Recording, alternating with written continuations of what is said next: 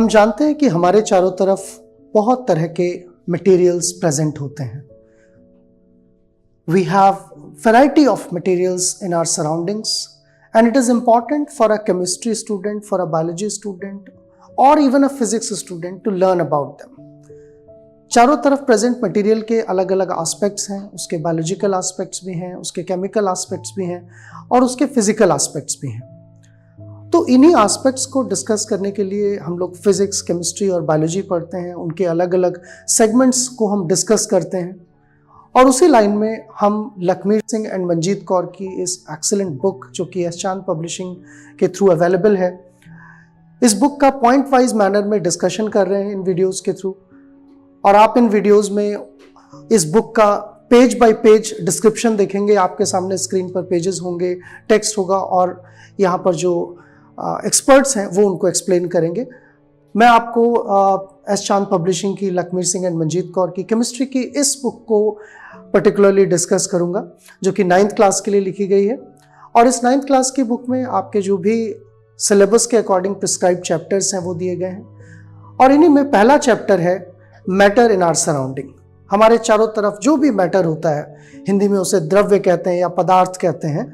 So we'll be talking about the matter which is present in our surrounding, the nature of this matter, properties of this matter, varieties of matter, कितने तरह का matter होता है, इन सारी चीजों के बारे में हम डिस्कस करेंगे.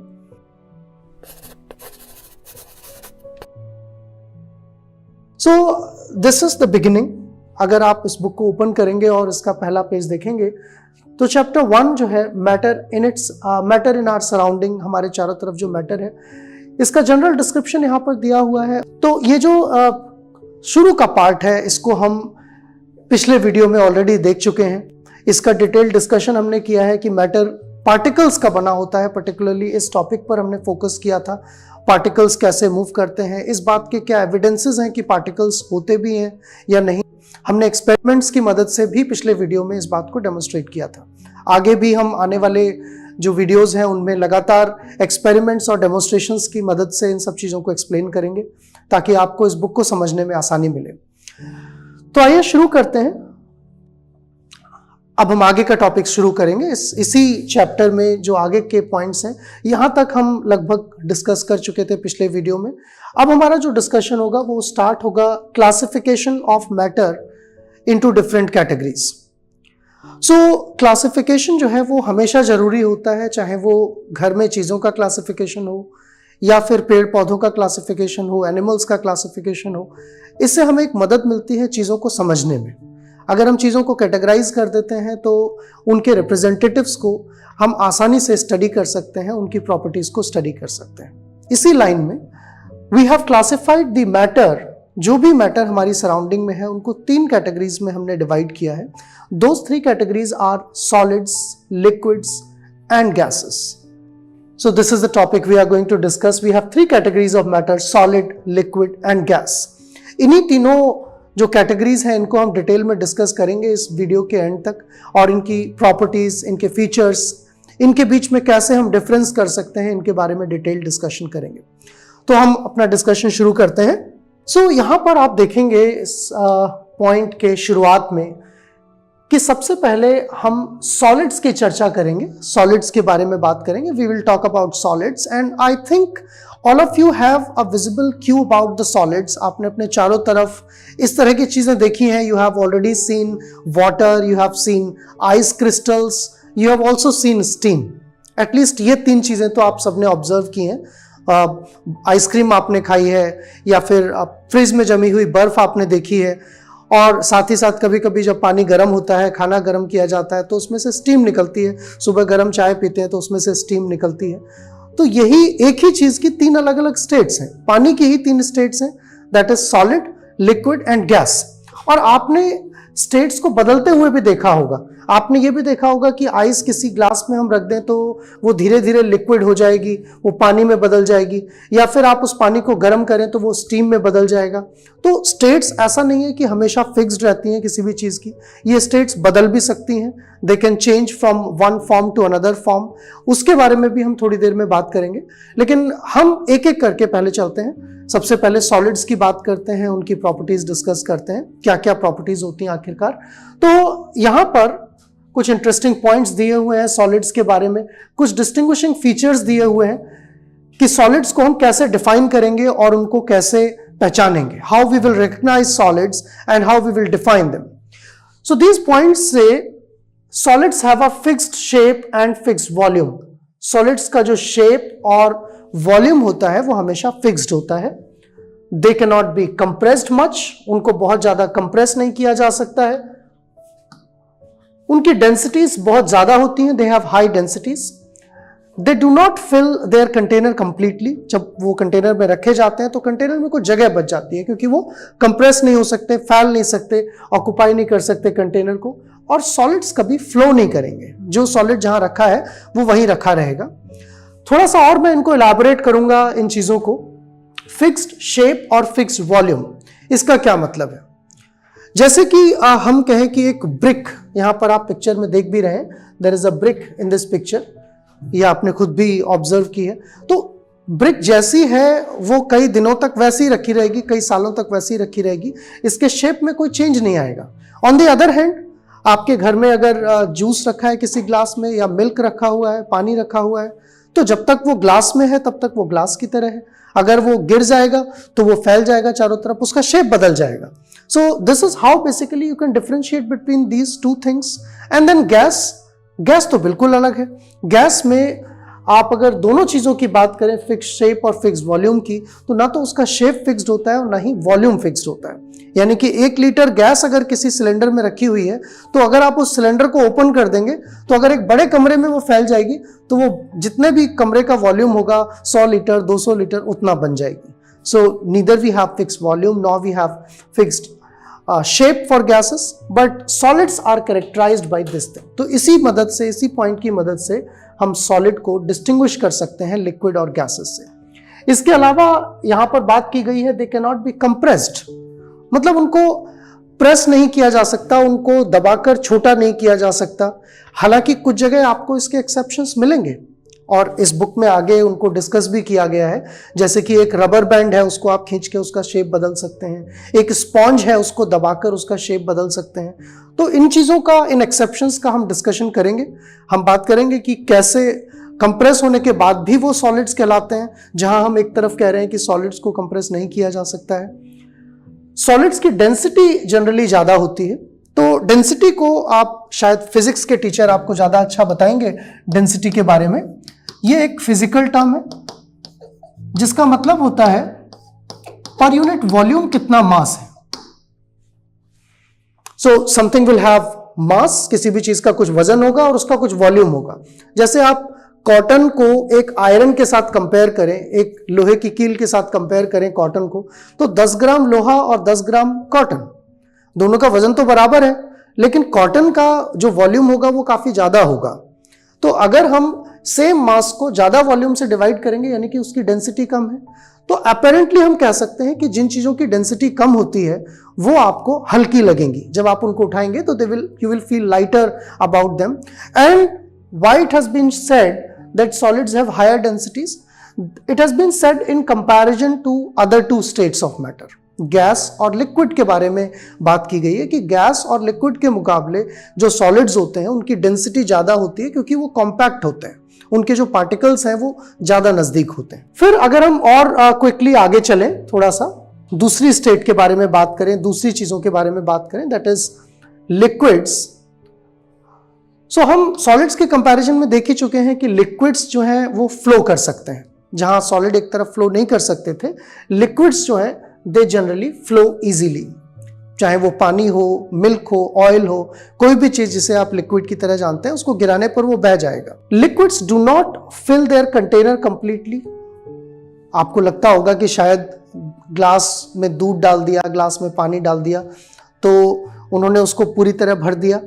अपेरेंटली वो दिखता है ऐसा कि वो भर गया, लेकिन उसमें फिर भी एयर स्पेसेस होते हैं, कुछ स्पेस होता है जिसमें और चीजें फिट हो सकती हैं। इसको भी हम आगे चलकर डेमोन्स्ट्रेट करेंगे। देन लिक्विड्स की जो डेंसिटीज हैं वो मॉडरेट होती हैं। मॉडरेट मतलब गैसेस से इनकी डेंसिटी ज्यादा होती है, गैस हल्की होती है, लेकिन लिक्विड उससे भारी होते हैं कंपैरेटिवली। बट सॉलिड से आप कंपेयर करेंगे तो लिक्विड्स हल्के होते हैं, तो इनकी डेंसिटीज इंटरमीडिएट होती हैं और ये कहा जा सकता है कि they are less denser than solids. तो लिक्विड्स जो हैं वो जनरली फ्लो कर सकते हैं, ज्यादातर लिक्विड्स फ्लो करेंगे, सॉलिड्स फ्लो नहीं करते हैं। तो ये एक डिस्टिंग्विशिंग फीचर है, चाहे आप ऑयल लें, वाटर लें या मिल्क लें, कोई भी चीज जब जमीन पर गिरा देंगे तो वो ग्रेविटी की वजह से एक हायर पॉइंट से लोअर पॉइंट की तरफ फ्लो करने लगेगी। इसके साथ liquids do not fill their container completely. ये थोड़ा सा आपको ऑकवर्ड लगेगा, थोड़ा सा आपको अनयूजुअल लगेगा ये स्टेटमेंट कि लिक्विड अपने कंटेनर को पूरी तरह नहीं भरते हैं।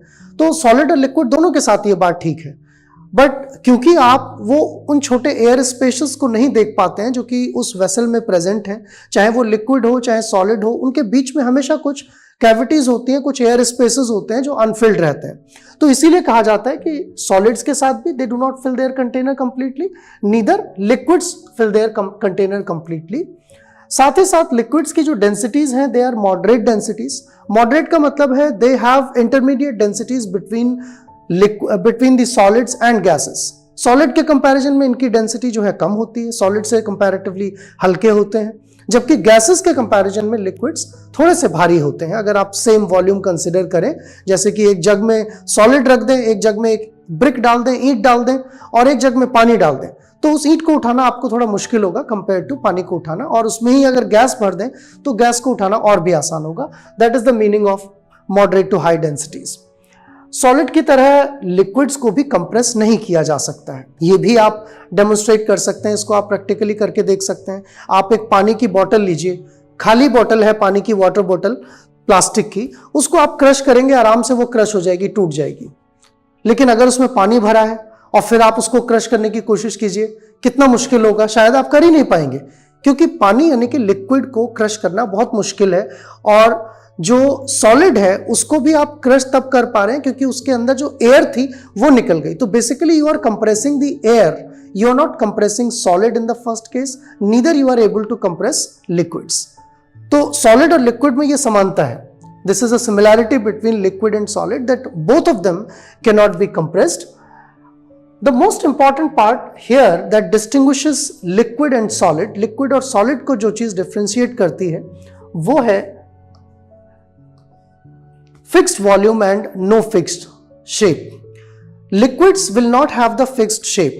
लिक्विड को जिस चीज में डाला जाएगा, आप एक जग में डाल दें, एक पानी को भर दें जग में, तो वो पानी जग के शेप का हो जाएगा। उसको ग्लास में डाल दें, ग्लास के शेप का हो जाएगा। एक बॉल में डाल दें, बॉल के शेप का हो जाएगा। जबकि सॉलिड्स के साथ ऐसा नहीं है। एक ब्रिक को आप किसी भी वेसल में रखो, वो ब्रिक वैसे ही शेप की रहेगी।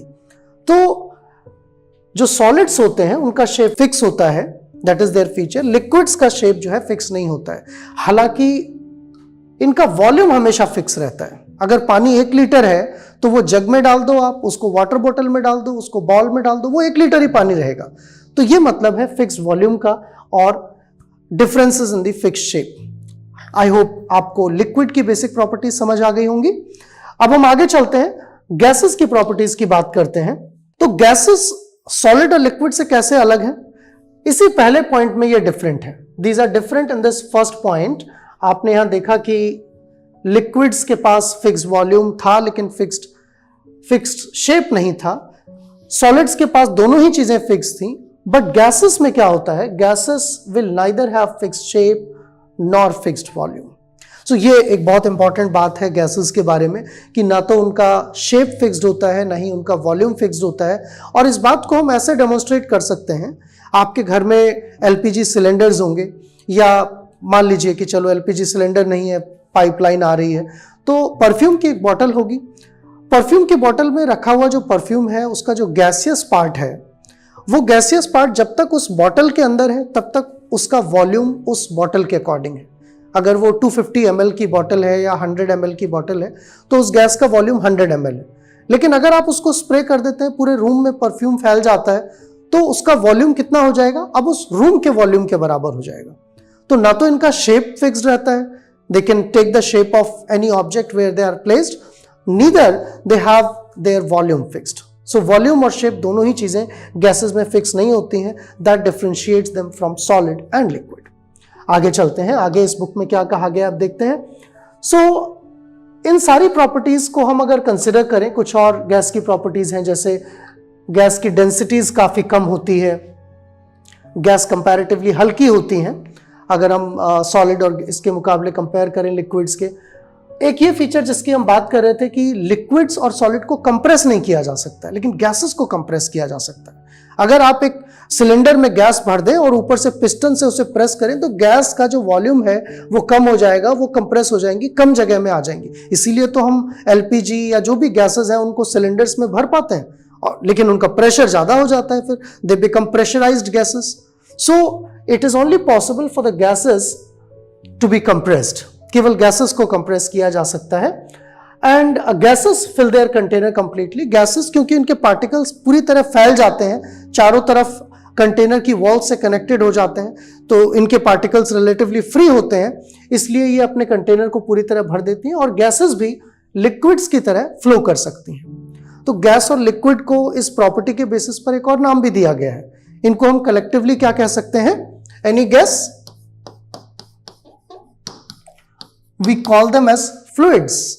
जो भी चीजें बह सकती हैं उन्हें हम फ्लूइड्स कहते हैं। तो गैसेस और लिक्विड्स दोनों कलेक्टिवली फ्लूइड्स कहे जा सकते हैं because they have ability to flow, they can flow. तो ये तो बेसिक डिस्क्रिप्शन था, बेसिक पॉइंट्स थे जो सॉलिड, लिक्विड और गैस को डिस्टिंग्विश करने के लिए इस बुक में मेंशन किए गए थे। अब हम अगर आगे चलें तो इनका डिटेल डिस्क्रिप्शन आप यहां देख पाएंगे। You will be able to see the reason why solid, liquid and gases have different properties. अब obviously आपके मन में ये क्वेश्चन तो आ ही रहा होगा कि ये जो different properties हैं ये क्यों आई, आखिर ऐसा क्या है सॉलिड के अंदर कि उनका वॉल्यूम और शेप फिक्स रहता है, लिक्विड का वॉल्यूम फिक्स रहता है, शेप फिक्स नहीं रहता है, गैसेस का कुछ भी फिक्स नहीं रहता है। तो ये प्रॉपर्टीज का जो रीजन है, इनके जो नेचर का रीजन है, वो इस पार्ट में एक्सप्लेन किया गया है। और इसमें हम एक की पॉइंट अगर देखें कि ऐसा क्यों होता है, तो यहां पर एक पॉइंट मेंशन किया गया है इसमें। According to the kinetic theory of matter, the particles of matter are in continuous motion and possess kinetic energy.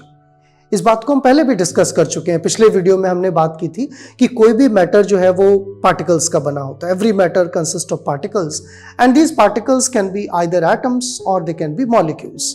Now how these atoms and molecules are arranged inside a matter that defines their properties. And since kinetic theory of matter suggest, kinetic theory ये हमें बताती है कि भले ही वो solid हो या liquid हो या गैस हो, इसके अंदर जो पार्टिकल्स हैं वो लगातार मोशन करते रहते हैं। इस मोशन का डेमोन्स्ट्रेशन भी पिछले वीडियो में आपको दिया गया था। पार्टिकल्स कांस्टेंट मोशन में है, इसकी बात की थी। एक वीडियो आप देख सकते हैं, पिछले वीडियो में एक एक्सपेरिमेंट देख सकते हैं, एक्टिविटी देख सकते हैं, जिससे आपको पता चलेगा। तो ये जो मोशन है मॉलिक्यूल्स का, ये जो मूवमेंट है पार्टिकल्स का, ये मूवमेंट वेरी करता है।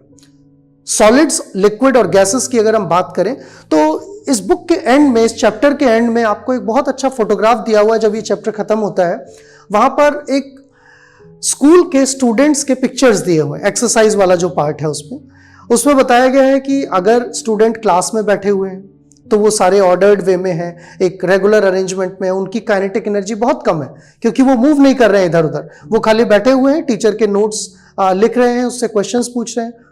So that can be compared analogous to solid state, जहां काइनेटिक एनर्जी कम है, पार्टिकल्स बहुत दूर तक मूव नहीं कर रहे हैं और उनके बीच में बॉन्डिंग अच्छी है। अगर हम लिक्विड्स की बात करें तो आप समझ लीजिए कि जब क्लास ब्रेक होती है, जब आपका इंटरवल होता है या छुट्टी होती है, तो किस तरह से आप क्लासरूम से निकलकर बाहर जाते हैं तो सब स्प्रेड हो जाते हैं, काइनेटिक एनर्जी बढ़ जाती है। वो कंसिडर किया जा सकता है एनालॉगस टू लिक्विड्स। लिक्विड में पार्टिकल थोड़े फ्री होते हैं, वो मूव कर सकते हैं। और अगर गैस की बात करें तो गैस आप समझ सकते हैं कि एक प्लेग्राउंड में खेलते हुए स्टूडेंट्स, एक फुटबॉल ग्राउंड में खेलते हुए दौड़ते हुए प्लेयर्स जो हैं, उनकी काइनेटिक एनर्जी बहुत ज्यादा होती है, वो कहीं भी मूव कर रहे होते हैं। तो बिल्कुल वैसे ही सॉलिड, लिक्विड और गैस के पार्टिकल्स जो हैं उनको भी डिस्क्राइब किया जा सकता है। यहां पर ब्यूटीफुली इस एक्चुअल पिक्चर से डेमोन्स्ट्रेट किया गया है। अगर आप देखना चाहें तो यहां देख सकते हैं कि किस तरह से सॉलिड, लिक्विड और गैसेस के जो पार्टिकल्स हैं उनके मोशन को, उनकी काइनेटिक एनर्जी को डिपिक्ट किया गया है। Solids with a very little kinetic energy, they have a very ordered arrangement of particles. Liquids with relatively free, they can move to a greater distance, वो थोड़े ज्यादा डिस्टेंस तक मूव कर सकते हैं। And gases they can move to much greater distance and they have a high degree of freedom. तो ये तो बात थी सॉलिड, लिक्विड और गैसेस की प्रॉपर्टीज की और उनके बेसिक डिफरेंसेस की। उसके साथ साथ उनमें ये डिफरेंसेस क्यों आते हैं इसके एक्सप्लेनेशन की। इसके आगे का डिस्कशन हम कंटिन्यू करेंगे अगले वीडियो में। ये चैप्टर जारी रहेगा, आप अगले पार्ट में इसका फर्दर डिस्कशन देख सकते हैं। अगर आप इन चीज़ों को कंटिन्यू करना चाहते हैं तो आप लखमीर सिंह और मंजीत कौर की इस बुक को फॉलो करें और चैप्टर बाय चैप्टर हम लगातार यहाँ पर डिस्कशन कर ही रहे हैं। साथ ही साथ अगर आप हार्ड कॉपी से भी इन बुक को पढ़ेंगे और उनको समझकर इस एक्सरसाइज को फॉलो करेंगे तो ये आपके टॉपिक्स जो हैं बहुत अच्छे कवर हो पाएंगे। And I hope you will continue watching. We will bring more videos, we will continue our discussion। आगे के चैप्टर्स और आगे के टॉपिक्स के वीडियोस को हम कंटिन्यू करेंगे। Keep watching and share these videos with your friends and subscribe to the channel for regular updates. Thanks for watching.